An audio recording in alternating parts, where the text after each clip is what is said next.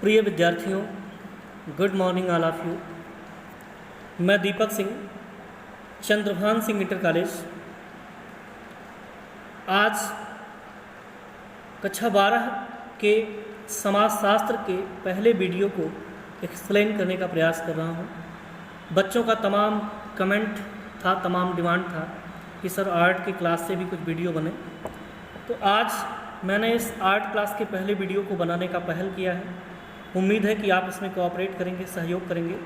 आपका सहयोग इस प्रकार का होना चाहिए कि आप समस्त पढ़ाए गए चैप्टर का, समस्त पढ़ाई गई हेडिंग्स को आप फेयर कॉपी में नोट्स बनाते चलें। स्कूल में आने पर आपका वो नोट्स चेक किया जाएगा। आप काफ़ी दिनों से घर पे रुके हुए हैं इस भयंकर महामारी में, जिससे पूरा विश्व तबाह है। ऐसी स्थिति में कुछ भी कह पाना संभव नहीं है कि विद्यालय कब तक खुलेगा, कैसे चलेगा। इसलिए जब कभी ऐसी विपरीत परिस्थिति होती है तो हर व्यक्ति को चाहिए कि वो एक साहसिक कदम उठाए और एक रास्ता ब्लॉक हो गया है तो नया रास्ता बनाने का प्रयास करे। तो ये ऑनलाइन वीडियोज़, ऑनलाइन क्लासेस जो चलाए जा रहे हैं, ये एक नया रास्ता है और इसमें हर किसी को सहयोग करने, हर किसी के सहयोग की उम्मीद की जाती है कि हर कोई आगे आए और इसमें सहयोग करे। इसलिए सभी बच्चे एक ऐसी मोबाइल रखें जिससे आपकी पढ़ाई चलती रहे, आपकी पढ़ाई बाधित न हो। और आप इस चैप्टर को पढ़ने के बाद लाइक और कमेंट ज़रूर करें। जहाँ से भी वीडियो जा रहे हैं, जिस भी चैनल से, उस चैनल को सब्सक्राइब करें। ये आपका सब्सक्राइब, आपका लाइक करना, आपका कमेंट करना मेरे हौसले को बढ़ाएगा। मैं और बेहतरीन कार्य इस पर कर पाऊँगा। जानकारी के लिए बताऊं कि ये साहित्य भवन पब्लिकेशन 2019-20 के लिए ये पुस्तक अवेलेबल कराई गई है। जो बच्चे अभी तक बुक नहीं खरीद पाए हैं वो इसी प्रकाशन की खरीदेंगे, साहित्य भवन की, जिसमें देखिए इसका पूरा वो दिया जा रहा है। इसके लेखक हैं सूर्य प्रकाश गुप्त और डॉक्टर जी.के. अग्रवाल जी, ये इसके लेखक हैं। और ये पुस्तक है, जो बच्चे नहीं खरीद पाए हैं वो इसे खरीद लें। तो आपका ज़्यादा समय न लेते हुए आइए सीधे चैप्टर पर चलते हैं और आपका पहला चैप्टर आपको समझाने का प्रयास करते हैं। पहला चैप्टर आपके सामने उपस्थित है। देखिए, पहले चैप्टर का नाम है भारतीय समाज का परिचय, उपनिवेशवाद, राष्ट्रवाद, वर्ग एवं समुदाय, introducing Indian society, colonialism, nationalism, class and community. ये आपका पहला चैप्टर है। आपने पूर्व क्लास में, अपने 11th क्लास में समाज के बारे में विस्तृत अध्ययन किया है। आप जानते हैं कि हमारा भारतीय समाज बिल्कुल अन्य समाजों से बहुत ही डिफर है, बहुत ही अलग है। ये क्यों अलग है? क्योंकि हमारा भारतीय समाज कई चीज़ों से के समावेश पर टिका हुआ है। इसमें कर्तव्य निष्ठा है, इसमें अध्यात्मवाद है, इसमें धार्मिकता है। तमाम भावनाओं और विचारों से जुड़ करके ये एक अलग ही बंधन बनाती है, जिससे एक समाज बन पाता है। इसलिए भारतीय समाज को समझना बहुत ही जटिल है। हालांकि अगर विषयगत बात करें हम, तो अन्य विषय को हम शुरू से प्रारंभ करते हैं, लेकिन समाजशास्त्र को कभी शून्य से प्रारंभ नहीं करना पड़ता, क्योंकि हर वो प्राणी जो समाजशास्त्र का अध्ययन करना चाह रहा है या समाजशास्त्र की दुनिया में प्रवेश कर रहा है, वो पहले भी समाज में रह चुका है और उसे इसके बंधन, इसकी विशेषताओं के बारे में तमाम जानकारियाँ पहले से ही हैं। समाज, भारतीय समाज का परिचय इस चैप्टर का नाम है, जिसमें उपनिवेशवाद, राष्ट्रवाद, वर्ग एवं समुदाय के बारे में दिया गया है। आइए हम इसको एक्सप्लेन करने का प्रयास करते हैं, इसे समझाने का प्रयास करते हैं और आप भी इस वीडियो को ध्यान से देखें, आपके समझ में आएगा। आप इसके नोट्स बनाते रहें, बनाएंगे जिस हिसाब से मैं डायरेक्शन दूंगा उस हिसाब से आप नोट्स इसके बनाते रहेंगे। भारतीय समाज का परिचय इसके लंबे इतिहास से जुड़ा हुआ है। इसे समझने के लिए आवश्यक है कि हम भारतीय संस्कृति की मौलिक विशेषताओं तथा भारतीय समाज की परंपरागत संरचना और उसमें होने वाले परिवर्तनों को समझने का प्रयत्न करें। यानी भारतीय समाज की मौलिक विशेषताएं, इसकी परंपरागत संरचना। परंपरागत संरचना का मतलब जो प्राचीन काल से एक ढांचा चला आ रहा है, जिस ढांचे पर हम अक्सर अपने हर कार्य को गढ़ देते हैं, वही परंपरागत बातें हैं। यदि हम भारतीय संस्कृति की प्रमुख विशेषताओं पर ध्यान दें तो इनमें प्राचीनता, आध्यात्मिकता, सामूहिकता, पुरुषार्थ एवं समन्वय सब कुछ इसकी विशेषताएं हैं। यानी हमारी संस्कृति जो है, भारतीय संस्कृति, ये प्राचीन है। ये सबसे प्राचीन है, विश्व की सभी संस्कृतियों में सबसे प्राचीन है। और इसके जो मूल तत्व हैं उनमें आध्यात्मिकता है, यानी अध्यात्म जुड़ा हुआ है, सामूहिकता है, किसी भी काम को करने के लिए एकजुट होना, पुरुषार्थ है, यानी सभी काम को करने का एक उम्र, एक समय, एक पड़ाव, एक बंधन है जिसे हम पुरुषार्थ कहते हैं। पुरुषार्थ ही जीवन के उद्देश्य को हर पहलू पर पाने का एक कसौटी है, पुरुषार्थ। ये हमारी भारतीय संस्कृति की विशेषता है, इसमें समन्वय है। अब आप भारतीय संस्कृति विश्व की सबसे प्राचीन संस्कृतियों में से एक है। इस संस्कृति का विकास आज से लगभग 8000 वर्ष पूर्व तब हुआ था जब पश्चिम के अधिकांश समाज एक असभ्य जीवन बिता रहे थे। यानी एक बहुत ही महत्वपूर्ण बात है कि सभ्यता जो थी भारत में चिरकालीन काल से पनप रही है। जब पूरा विश्व जीवन जीने की कलाओं की खोज में था, जब उन्हें कुछ पता नहीं था, असभ्य थे, उस समय हमारी भारतीय संस्कृतियाँ उत्कृष्ट थीं, चरम पर थीं, और पूरा विश्व जो भी संस्कृति से परिचित हो रहा था वो इसका अनूठा अनुभव कर रहा था। ऋग्वेद, अथर्ववेद, यजुर्वेद तथा सामवेद इस संस्कृति की उच्चता को स्पष्ट करते हैं।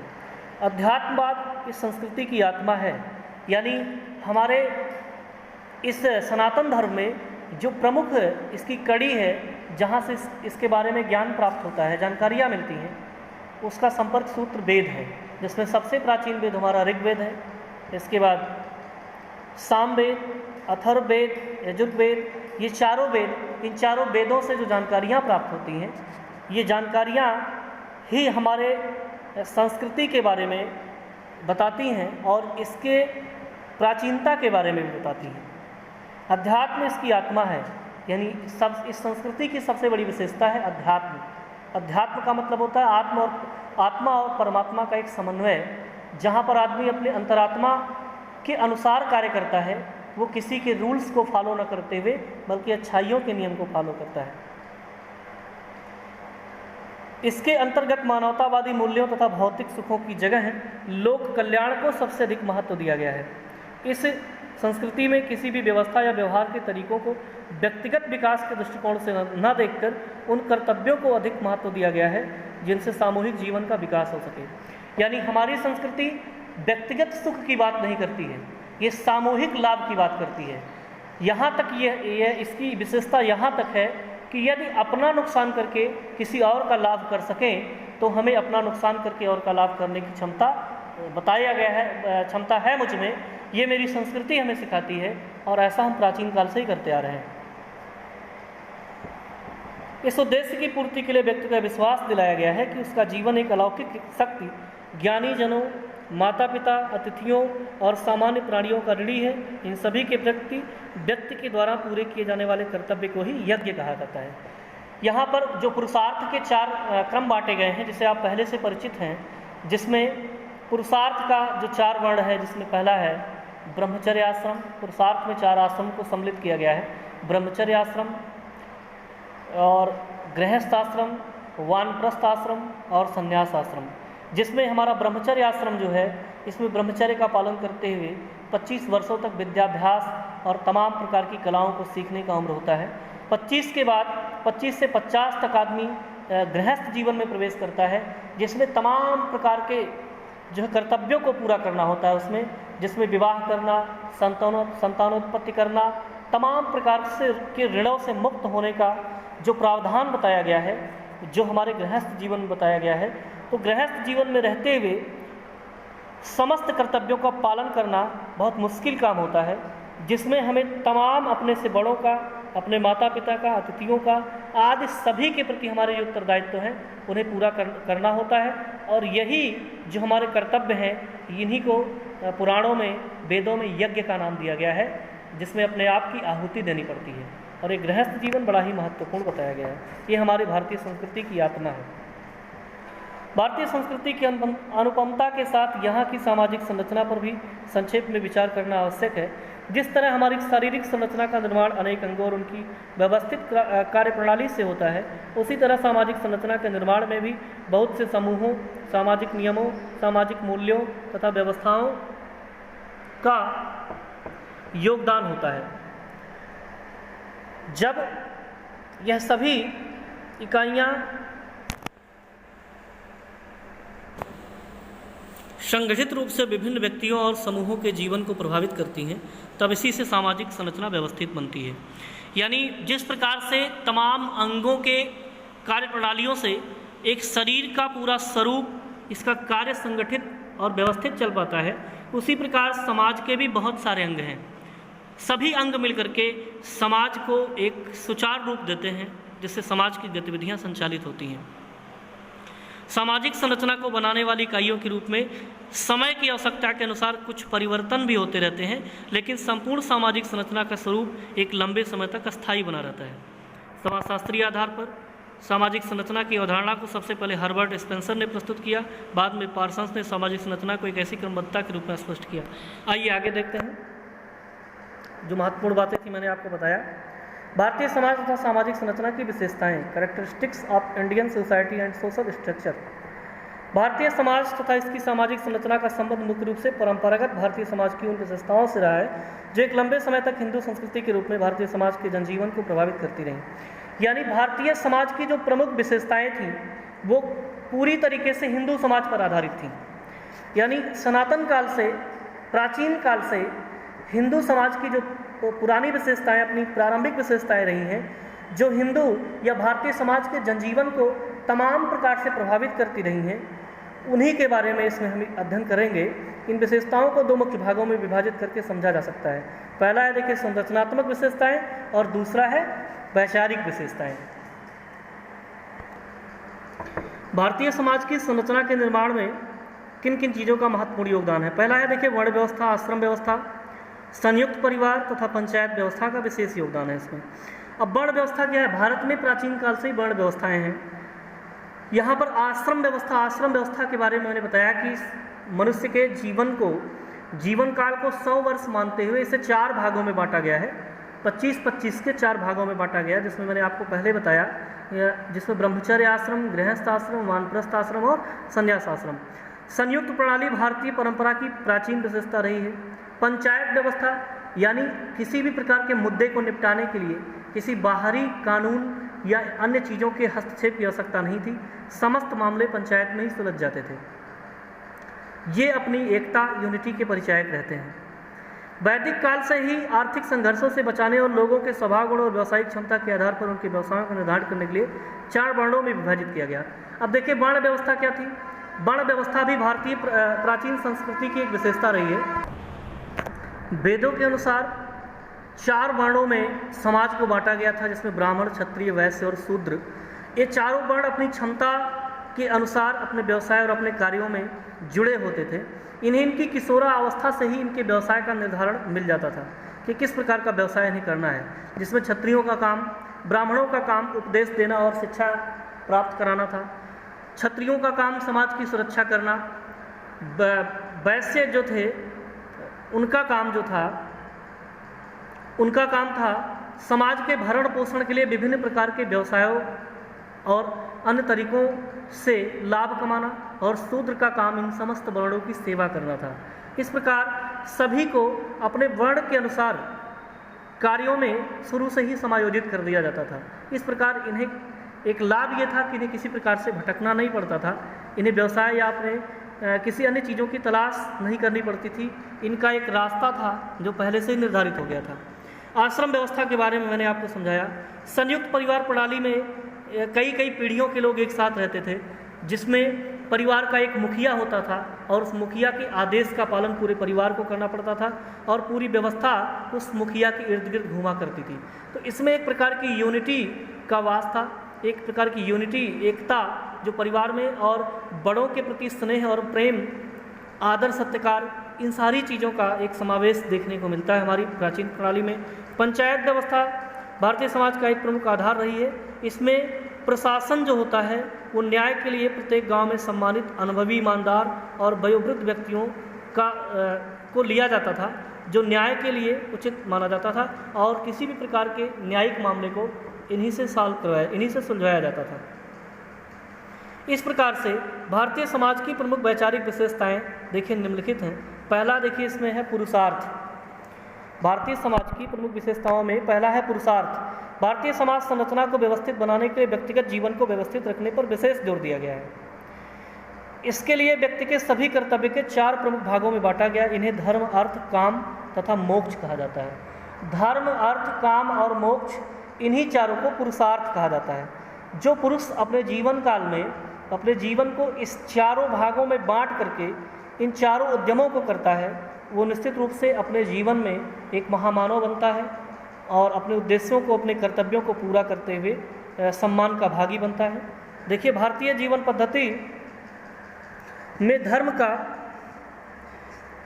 अर्थ केवल कुछ विश्वास या पूजा उपासना के तरीकों से नहीं है, बल्कि इसका संबंध प्रत्येक व्यक्ति के द्वारा अपनी सामाजिक और आर्थिक परिस्थिति के अनुसार दूसरों के प्रति अपने कर्तव्यों को पूरा करने से है। अर्थ का तात्पर्य व्यक्ति द्वारा मेहनत और ईमानदारी से आजीविका उपार्जित करना, परिवार के सदस्यों का समुचित पालन पोषण करना। काम को इसलिए पुरुषार्थ माना गया जिससे व्यक्ति संतान को जन्म देकर समाज की निरंतरता को बनाए रखे। मोक्ष को जीवन के अंतिम लक्ष्य के रूप में स्वीकार किया गया। मोक्ष संबंधी विश्वासों को इसीलिए भी महत्व दिया गया जिससे व्यक्ति अनैतिक और सामाजिक विरोधी कामों से बचे। अब देखिए, धर्म, अर्थ, काम और मोक्ष यहाँ पर चारों चीज़ों को समझाया गया है। यहाँ पर धर्म का मतलब ये नहीं होता कि हम पूजा पाठ या अन्य चीज़ों में संलिप्त रहें। धर्म का मतलब होता है कि अपने सुखों को परित्याग करते हुए अपने कर्तव्य पथ पर, भले ही हमें दुख झेलना पड़े, अपने कर्तव्य पथ को पूरा करते हुए समस्त लोगों के प्रति जो हमारे कर्तव्य हैं, अपने से छोटों के प्रति, बड़ों के प्रति, अपने परिवार के प्रति, उन कर्तव्यों का पूरे तत्परता के साथ निर्वहन करें, ये धर्म कहलाता है। अर्थ क्या है?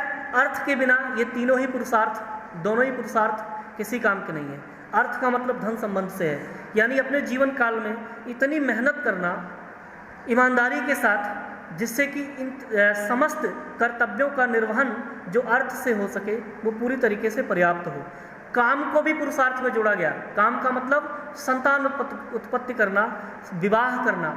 विवाह का मतलब यही होता है कि इसमें कई ऋणों से मुक्ति मिलती है। विवाह करने के बाद संतान उत्पन्न करने पर पितृ ऋण और मातृ ऋण, इन चीज़ों से मुक्ति मिलती है और तमाम प्रकार के यज्ञ होते हैं। और फिर समाज में जो निरंतरता है मानव जीवन की, वो काम से ही बनी रहती है। मोक्ष को भी पुरुषार्थ में इसलिए जोड़ा गया कि आदमी अपने इन पड़ावों पर होते हुए भी किसी भी प्रकार की विपत्ति झेलते हुए कभी अनैतिक कार्य ना करे। मोक्ष के डर से आदमी सदैव अच्छे कार्य करता रहेगा जिससे समाज में अनैतिकता नहीं फैलेगी। इस प्रकार इन चारों को पुरुषार्थ कहा गया। अब देखिए, दूसरा हेडिंग क्या है? कर्म का सिद्धांत।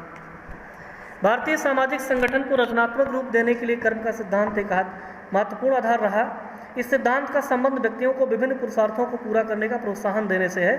कर्म का सिद्धांत प्रत्येक दशा में व्यक्ति को मानसिक सुरक्षा देने के साथ ही उसे बिना किसी संघर्ष और स्वार्थ के अपने कर्तव्यों को पूरा करने की प्रेरणा देता है। कर्म का सिद्धांत क्या है कि इसमें व्यक्ति को पुरुषार्थ पूरा करने का प्रोत्साहन मिलता है। यही कर्म का विशेष सिद्धांत है। इसमें व्यक्ति को प्रत्येक दशा में प्रोत्साहन मिलता है और उसे एक प्रकार की मानसिक सुरक्षा मिलती है जिससे वो बिना किसी संघर्ष और स्वार्थ के अपने कर्तव्यों को पूरा करने की प्रेरणा देता है। पुनर्जन्म की अवधारणा, ये भी विशेषता। सभी लोगों को अपने कर्तव्य के प्रति जागरूक बनाने तथा सामाजिक संरचना को अस्थायी रूप देने के लिए इस विश्वास पर बल दिया गया कि वर्तमान जीवन में लोगों को मिलने वाले सुख दुख तथा सफलता और असफलता का कारण उनके द्वारा पूर्व जन्म में किए गए कर्म हैं। इसी प्रकार वर्तमान जीवन के कर्म ही पुनः जन्म लेने पर व्यक्ति के सुख दुख का निर्धारण करेंगे।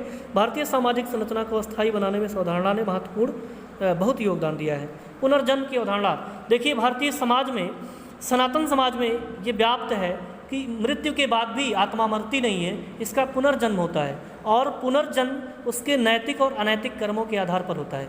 यदि मनुष्य अपने जीवन में कुछ नैतिक कर्म करता चले तो उसका पुनर्जन्म अच्छी जगहों पर होता है, एक अच्छे शरीर के रूप में होता है, जैसे कि मनुष्य जीवन। यदि उसने अपने कर्म को खराब किया है, अनैतिक रूप से जीवन में आगे बढ़ा है, कर्म किया है, तो अनैतिकता का परिणाम ये होगा कि पुनर्जन्म उसका ऐसी विपरीत परिस्थिति में, ऐसी विषम परिस्थिति में होगा जिस जीवन को झेलना भी मुश्किल हो जाएगा। इसके डर के कारण पुनर्जन्म की अवधारणा पर हमारा भारतीय समाज, हमारे भारतीय लोग अच्छे और नैतिक कर्मों में जुड़े होते हैं जिससे समाज एक अच्छी दिशा में गतिशील रहता है। विवाह एक धार्मिक संस्कार, ये अगली हेडिंग है।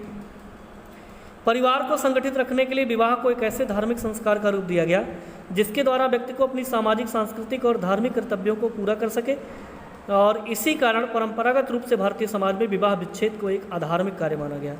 यानी विवाह संस्कार जो भारत में है, ये एक धार्मिक संस्कार के रूप में शामिल किया गया है और इसीलिए विवाह विच्छेद को अधार्मिक माना जाता है, क्योंकि जो विवाह करना धार्मिक कार्य है और विवाह को तोड़ना अधार्मिक कार्य है।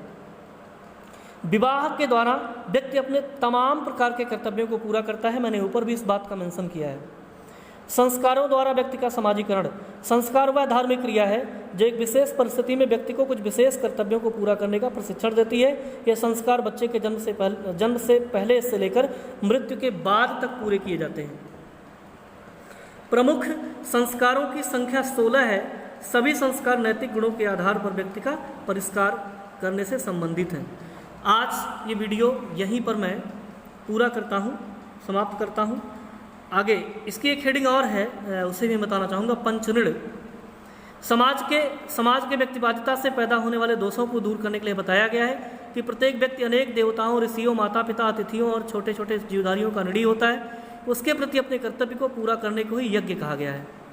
भारतीय समाज की संरचना संबंधी ये सभी विशेषताएं स्पष्ट करती हैं कि यहाँ एक ऐसी व्यवस्था स्थापित करने की कोशिश की गई जिससे सामूहिकता, अनुशासन, लोक कल्याण, मानवतावादी समाजीकरण और कर्तव्यों की पूर्ति पर आधारित जीवन को प्रोत्साहन मिल सके। अब पंचऋण क्या है? पंचऋण देखिए, तमाम प्रकार के ऋण होते हैं मनुष्य के जीवन में, जिसमें देखिए ऋषियों का ऋण, यानी मनुष्य जब गृहस्थ आश्रम में प्रवेश करता है तो वो तमाम प्रकार के दान और यज्ञ करा करके ऋषि ऋण से और मुक्त होता है। देवताओं का ऋण होता है आदमी, क्योंकि जीवन मिला है तो तमाम दैवीय कृपाएं हम पर काम किया करती हैं। इस प्रकार आदमी देवताओं का भी ऋणी होता है और इसमें भी तमाम दान पुण्य और देवताओं की पूजा अर्चना करके वो देव ऋण से मुक्त होता है। माता पिता का ऋण होता है, क्योंकि माता पिता ऐसे भगवान होते हैं जो हमें जीवन देते हैं, जिनके द्वारा हम दुनिया में आते हैं। तो माता पिता का ऋण भी व्यक्ति तब पूरा कर पाता है जब वैवाहिक जीवन में वो विवाह करके अपने संतान को उत्पत्ति करता है, तो वो माता पिता के कर्तव्य से, ऋण से मुक्त हो पाता है। अतिथियों और छोटे छोटे जीवधारियों का ऋण इसलिए होता है, अतिथियों का भी ऋण माना जाता है। जो अतिथि हैं वो भी भगवान के जैसे होते हैं, उनका भी आदमी एक प्रकार से ऋणी होता है। और छोटे छोटे जीवधारियों का ऋण होने का मतलब ये होता है, हम तमाम प्रतिदिन ऐसा कार्य करते हैं जैसे चलना और तमाम प्रकार के काम करना, ज़मीन पर चलना, सांस लेना, ऐसी तमाम क्रियाओं में हमारे पैरों, हमारे क्रियाकलापों से तमाम जीवधारियों की मृत्यु हो जाती है। इसमें चींटियों का निधन हो जाना, सांस लेने में बैक्टीरिया का मर जाना, ये तमाम ऐसे कार्य होते हैं जिनसे हमें अनजाने में तमाम प्रकार की हत्याएं हो जाती हैं। उन हत्याओं के ऋण के लिए हमें तमाम प्रकार के यज्ञ करने पड़ते हैं, जिससे हमें मुक्ति मिलती है। इस प्रकार ये पंच ऋण जो है, जो मेरी समझ में आ रहा है, जो मैंने एक्सप्लेन किया है, ये बताने की कोशिश किया गया कि आदमी गृहस्थ जीवन में आकर के इन ऋणों से मुक्त हो सकता है। तो इस प्रकार आपको 5 हेडिंग्स के अंतर्गत समझाया गया। वैचारिक विशेषताएं बताई गई आपको, जिसमें पुरुषार्थ है और कर्म का सिद्धांत है, पुनर्जन्म की अवधारणा है, विवाह एक धार्मिक संस्कार, संस्कारों द्वारा व्यक्ति का सामाजिकरण और पंचऋण, इन चीज़ों को आपको बताया गया। ये सब वैचारिक विशेषताएं हैं जो हमारे समाज में व्याप्त हैं। उम्मीद है आपको ये वीडियो पसंद आएगा। इसमें इम्पॉर्टेंट जो हेडिंग्स पढ़ाए गए हैं शुरू से, आप उन्हें अंडरलाइन करके इन पर कम से कम 5 लाइनें हर हेडिंग पर आप लिखें और पढ़ने का प्रयास करें। मुझे उम्मीद है कि आपको ये वीडियो पसंद आएगा। आपका दिन शुभ हो। धन्यवाद।